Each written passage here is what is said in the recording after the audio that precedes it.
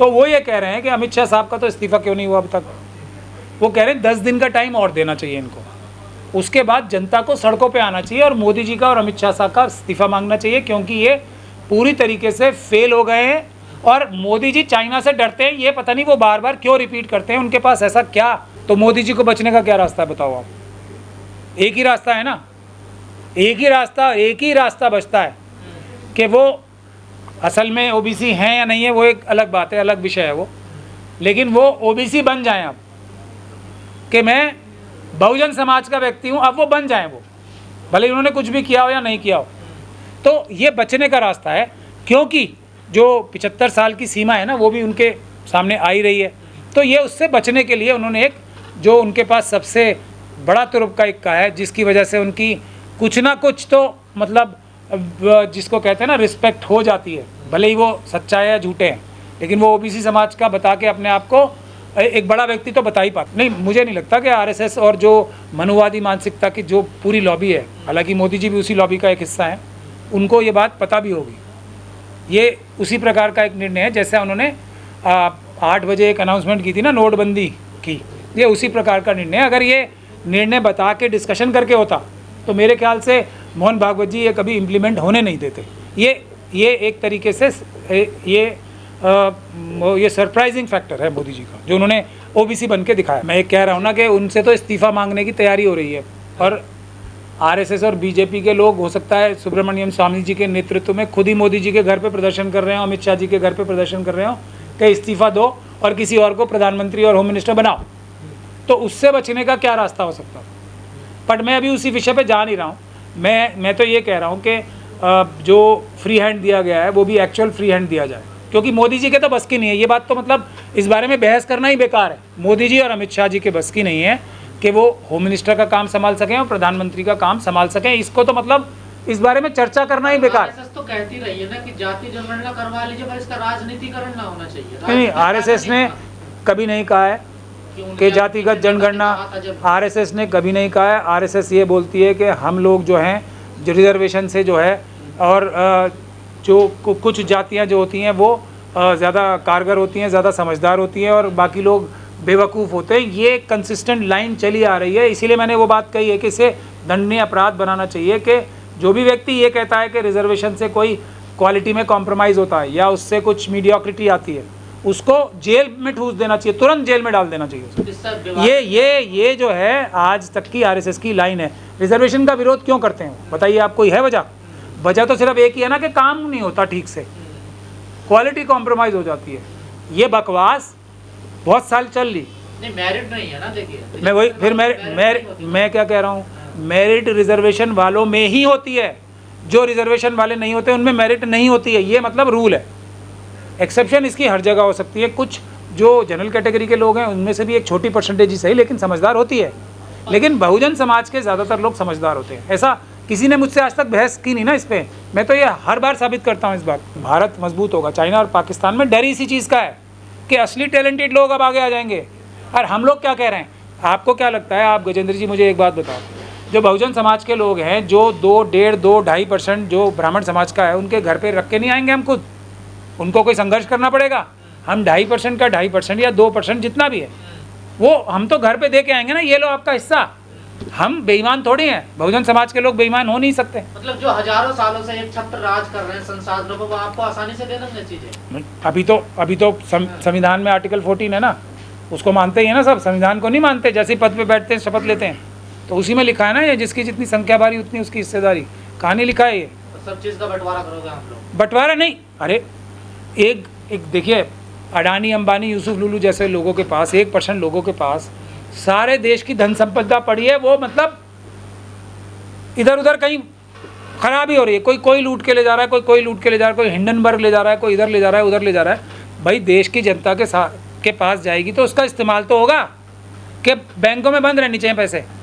ये अच्छी बात है? ये बंटवारा है या प्रयोग मतलब इस्तेमाल है? अच्छा, हमारे पास खाने को मतलब इतना ज़्यादा अनाज है, हम उसको बांध करके गोदामों में रखे रहें कि अडानी जी का जो आज 10 रुपये का खरीदा है वो 100 रुपये का करा दें, लोग भूखे मर जाएं।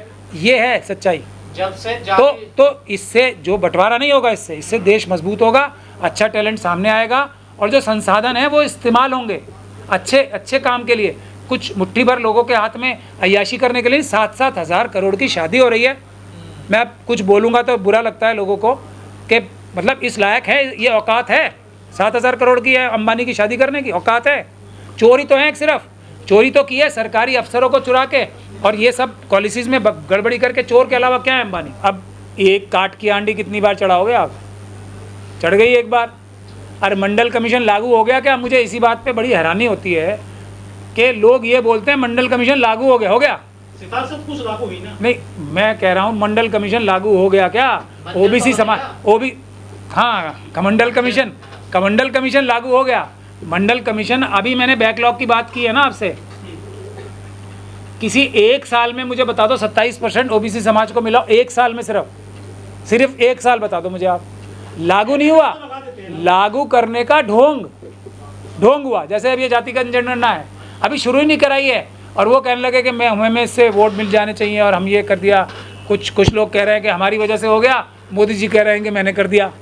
तो अभी हाथ में क्या आया? ये चश्मा आया आपके हाथ में आया जब बताओ। बैकलॉग होने की वजह ही एनएफएस है ना।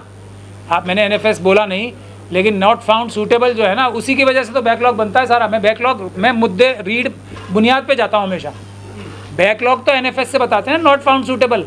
जो लोग नेवर फाउंड सूटेबल होते हैं वो इंटरव्यू लेते हैं। नेवर फाउंड सूटेबल जो है, नॉट फाउंड सूटेबल बताते हैं उन लोगों के जो कि ऑलवेज फाउंड सूटेबल होते हैं।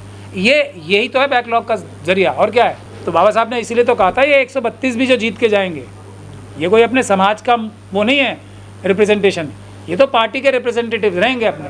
लेकिन चलिए, प्लान बी है जो असली, तो जो बाबा साहब ने जो पूना पैक्ट से पहले बाबा साहब का प्रपोजल था, वो था असली डेमोक्रेसी का प्रपोजल, लेकिन नहीं हुआ। तो अब जो हालात हैं, बाबा साहब ने इस संविधान पे अपनी मोहर लगाई है, तो हम लोग उससे बंधे हुए हैं और इसी के तहत हम न्याय प्राप्त करके रहेंगे। लेकिन आप बिल्कुल 100% सही बात कह रहे हो, ये जुमलों में नहीं आना है हमें कि जी जनगणना करा दी, हमें क्या लेना उससे। हमें तो पता, तो कम से कम 85% तो सभी मानते हैं, 85% तो दे दो, पहले 27% तो दे दो जो कि आधा है, वो तो दे दो, वो ही नहीं दे रहे। तो असली मुद्दा ये है बैकलॉग से। अगर आप बैकलॉग अगर बैकलॉग ख़त्म कर दिया जाए, मुझे नहीं लगता हमारे पास लोग बचेंगे नौकरियां लेने के लिए, और स्कूलों में और कॉलेजों में बच्चे पढ़ाने के लिए नहीं बचेंगे। इतना हमारा बाकी है अभी हक अधिकार जो चुराया हुआ, लूटा हुआ है ये मनुवादी व्यवस्था ने। तो फिर उसके बाद तो 100% की बात करें, लेकिन जो है अभी टेबल पे है उसको तो ले लें पहले हम, कि हमें अब अपना बैकलॉग मांगना शुरू करना चाहिए। जातिगत जनगणना तो होती रहेगी, हमें सबको पता है 90% से ज़्यादा है, इसमें पता करने की कौन सी बात है, ये बताओ मुझे आप। ये तो सब बोल रहे हो ना, अभी ऑथेंटिक आंकड़े, फिर ऑथेंटिक 1-2% का इधर उधर फर्क, या 92% हो जाएंगे ना, या 91% हो जाएंगे। लेकिन क्या सर आपको नहीं लगता इस फैसले से बीजेपी में फूट पड़ जाएगी, 2 भागों में बढ़ जाएगी? नहीं, बीजेपी वाले देखो, अब जो मनुवादी मानसिक विरोध भी करने आ गए ना बीजेपी वाले। वो तो सारे विरोध करने आएंगे ना, लेकिन जब उनको बैठ के समझाएंगी आरएसएस भी, मोदी जी भी, भाई मैं दे थोड़ी रहा हूँ, कुछ बोला ही तो है, बस देने की बात कहाँ हुई है। अभी देखो, अभी पूछा तो है सवाल, अभी तो जनगणना शुरू नहीं हुई, उसके बाद आंकड़े रिलीज़ होंगे नहीं होंगे। अच्छा, आंकड़े रिलीज़ होके भी हमारे हाथ में तो आ नहीं रहा ना कुछ। जब आंकड़े रिलीज़ होके नौकरियां आनी शुरू होंगी, पढ़ाई लिखाई में मतलब रिजर्वेशन एक्चुअल लागू होनी शुरू होगी, जब ही तो कुछ होगा। वो तो हमारा बैकलॉग ही इतना पड़ा हुआ है, वो तो दो पहले। रिजर्वेशन भी बढ़ाना पड़ेगा ना फिर तो। ठीक, बढ़ाना क्या, 100% रिजर्वेशन है, 100% रिजर्वेशन होना ही चाहिए। नहीं हो रहा तो बेईमानी हो रही है। ये जो इंदिरा साहनी की जजमेंट है, ये इसका क्या है, इसमें जो बुनियादी बात क्यों आती है, ये इसलिए आती है 2 वजह से। और इसको 2011 में मैंने बहुत अच्छे से आर्ग्यू किया था केस। नहीं तो सुपर स्पेशलिटी के जो कोर्सेज थे ना, जो प्रमोशन में, जो उसकी बुनियाद, जो बेसिक आर्ग्यूमेंट मैंने ही 2011 में की थी एम्स वाले केस में। तो उसमें 2 चीज़ें हैं जो हमें समझनी चाहिए। पहली चीज़, और जो सबसे इम्पॉर्टेंट महत्वपूर्ण चीज़ है, उसके लिए मैं बोल रहा हूँ, उसको दंडनीय अपराध बनाना चाहिए। ये रिजर्वेशन के कॉन्सेप्ट के लिए जो ब्रेक लगाने की, अपोज करने की वजह एक ही है कि क्वालिटी में कॉम्प्रोमाइज़ होता है। क्वालिटी में कॉम्प्रोमाइज़ नहीं होता, इससे बड़ा झूठ कोई हो ही नहीं सकता। क्वालिटी बढ़ती है रिजर्वेशन से, क्वालिटी हमेशा बढ़ी है रिजर्वेशन से। जहाँ जहाँ एक साइंटिफिक इन्वेस्टिगेशन हुई है इस चीज़ की, जहाँ रिजर्वेशन हुई है वहाँ क्वालिटी बढ़ी। तो इस झूठ को हम अगर अकेले झूठ को निकाल दें, फिर रिजर्वेशन तो 100% हो ही गई ना, फिर क्या है? के साथ आप इसमें इसी वजह से 50% का जो कैप लगाया गया था ना, कि 50% तो चलो बेकार लोग ले लो, 50% होशियार लोग रहने चाहिए। तो हमें हमेशा बाबा साहब की तरह जड़ पे जाना चाहिए। इस बात को ही कहना अपने दिमाग से निकाल दें। हमारे ये झूठ हमारे बहुजन समाज के लोगों के भी मन में ठूस दिया गया है कि हाँ जी हम लोग कुछ हमें ये कोई एहसान हो रहा है। ये देश के ऊपर एहसान हो रहा है। रिजर्वेशन 100% जिस दिन होगी, हमारे देश को महान बनाने के लिए सबसे बड़ा कदम होगा। मैं तो भैया 100% रिजर्वेशन चाहता हूँ, धोखाधड़ी नहीं चाहता हूँ। और मोदी जी की बात के लिए मैं एक ही बात बोलता हूँ, उसको हर जो चीज़ वो कहेंगे उसके आगे ना लगा के पढ़ा करो। अगर वो कह रहे हैं कराऊंगा तो वो नहीं कराएंगे। मेरा तो अभी तक ये आपकी जीत नहीं है, विपक्ष की जीत बिल्कुल नहीं है, कोई जीत जूत कुछ नहीं है। जैसे वो जो हमारे मुस्लिम समाज के लोग हैं ना, उनकी जीत हो गई है, वक्त का कानून बचा लिया उन्होंने, स्टे कुछ हुआ नहीं, कानून बच गया।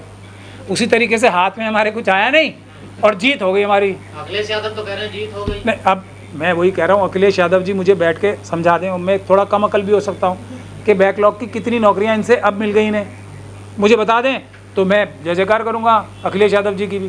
पर मुझे नहीं आ रहा समझ में कि इससे फ़ायदा क्या होगा। जैसे वक्फ वालों का मुझे नहीं समझ में आ रहा। सब कह रहे हैं हम मुसलमानों ने, भाई चीफ जस्टिस साहब ने झंडा ही गाड़ दिया कतई। तेजस्वी यादव जी और अखिलेश यादव जी क्यों खुशी मना रहे हैं मुझे समझ में नहीं आता है। मुझे बिल्कुल, मैं माफ़ी चाहता हूँ, मुझे समझ में नहीं आता क्योंकि इससे हाथ में कुछ नहीं आ रहा। कह रहे जीत हुई हमारी, क्या ये पहले से मांग कर रहे थे ना। नहीं, मांग कर रहे थे। मांग हमें 100% जो है 100% रिजर्वेशन की मांग है हमारी, या जनगणना की मांग? जनगणना तो हमें पता ही है कितनी है, बताओ किसको नहीं पता। 1931 से लेके आज तक पता नहीं किसी को हमें। क्या नेहरू बंद कराए थे जातिगत जनगणना के? बंद कराओ या खोल दो, उससे फ़र्क पड़ रहा है। काशीराम जी ने 85% बनाई थी, अब तो 90% हो चुकी है।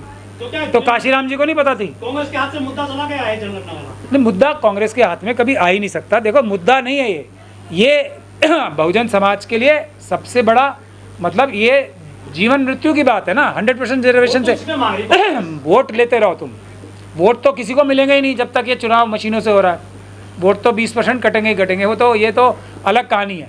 लेकिन जो बुनियादी बात ये है, मैं सभी नेताओं से करबद्ध निवेदन कर रहा हूँ, मुझे भी थोड़ा समझा दें कि इससे किसी भी ओबीसी समाज के हाथ में, किसी भी हमारे बहुजन समाज के हाथ में इस जनगणना कराने से कुछ चीज़ आ गई क्या? अनाउंसमेंट से आ गई जो पटाखे छोड़ रहे हैं? किसको नहीं पता कि हमारी संख्या 90% है बिहार में? किसको नहीं पता? बिहार में तो ऑलरेडी हो नहीं चुकी है। बिहार में क्या होगा पता है ना? नौकरी मिली उसके एवज में, वो बताओ आप। ये है मुद्दा कि ये जो नीतीश कुमार जी की सरकार है, मोदी जी की सरकार है, जब जनगणना हुए आज करीब 1-1.5 साल तो हो ही चुका है ना, कम से कम कितना टाइम हो गया, उसके फ़ायदे में उसकी वजह से एक नौकरी मिली हो ज़्यादा, तो वो बताओ मुझे। नौकरी चाहिए, पढ़ाई लिखाई के लिए हिस्सेदारी चाहिए, जो बिजनेस है उसमें हिस्सेदारी चाहिए। भाई जनगणना करा के होगा क्या? नौकरियों के लिए और रिजर्वेशन के लिए तो हो रही। रिजर्वेशन के रूप में हमारे हाथ में एक चीज़ नहीं आई और हम पटाखे बजाएं तो बजाते रहो। पटाखे बजाने का शौक है। मुसलमानों का भी आरक्षण करेंगे। फिर वही बात, मुसलमानों का कर, मैं क्या कह रहा हूँ, सबका आरक्षण, ब्राह्मणों का आरक्षण मैं बोल रहा हूँ 2.5% होगा। मैं लड़ूंगा सबसे ज़्यादा उनके लिए। 2.5% अगर हैं तो, अगर 1.5% है तो 1.5% के लिए मैं लड़ूंगा सबसे आगे जाके। राजपूत समाज के लिए मैं लड़ूंगा जाके कि इनका भाई 2% है, 2 कोई नहीं देगा तो उससे हमारी सबसे बड़ी दुश्मनी है, देना पड़ेगा। 2% कह दो तो 50 ले रहे हैं ना। फिर वही बात, जिसकी जितनी संख्या भारी उतनी उसकी हिस्सेदारी। 2% है, हम घर पे जाएंगे, दरवाज़ा खटखटाएंगे, मान्यवर ये रहा आपका 2%, ये रहा आपका 1.5%। बाबा साहब डॉक्टर भीमराव अम्बेडकर का एग्जाम्पल ले लो आप, कितना दबाया, इतना सा मौका मिला ना, सिर्फ इतना सा, तो कहाँ से कहाँ पहुँचता है आदमी। जिस व्यक्ति को, अगर हम 100 मीटर की रेस में, बहुत बार समझा चुका हूँ इस बात को, 100 मीटर की रेस में हमारे लोग जो शुरू करते हैं ना, वो शुरू करते हैं 50, 60, 70, 80 मीटर पीछे से, और फिर ऑलमोस्ट हम लोग 5 मीटर पीछे होते हैं जब 100 मीटर की रेस होती है। तो हम डबल, कम से कम दुगना कैपेबल हैं हम, कम से कम दुगना, क्योंकि हमारी रेस ही हम पीछे से शुरू करते हैं ना। फिर भी हम ऑलमोस्ट बराबर, क्योंकि इसमें भी सर्वे हो चुके हैं ना, 5% का सिर्फ फ़र्क होता है ओबीसी और ये जो कट ऑफ मार्क्स है ना, उसमें 2.5% या 5% का फ़र्क होता है। और पीछे हम कहाँ से शुरू करते हैं? 100% पीछे से शुरू करते हैं। पहले आप मुझे ये बताओ, भारत में किसको किसकी जाति नहीं पता? सबको सबकी पता है। ये प्रॉब्लम है कि ये जाति के लोग जो हैं कम अक्लमंद हैं, ये छोटे हैं, ये काम कर सकते हैं, ये काम के बेसिस पे आदमी बड़ा छोटा होता है। कौन से काम के बेसिस, कौन सा काम छोटा है मोदी जी बताओ ज़रा। हम तो हिंदू राष्ट्र बनने देंगे ही नहीं ना, हम क्या मना थोड़ी कर रहे हैं। मैं इसको मना थोड़ी कर रहा हूँ जो आप बोल रहे हैं, बिल्कुल कतई नहीं बन सकेगा। ये जो सपने ले रहे हैं लोग, ये तिहाड़ जेलों में और जेलों में मिलने वाले हैं जल्दी, और लंबे टाइम तक वहाँ आराम से बढ़िया सा AC वेसी लगवा देंगे हम इन लोगों के लिए, जेलों में रह के सपने लेंगे।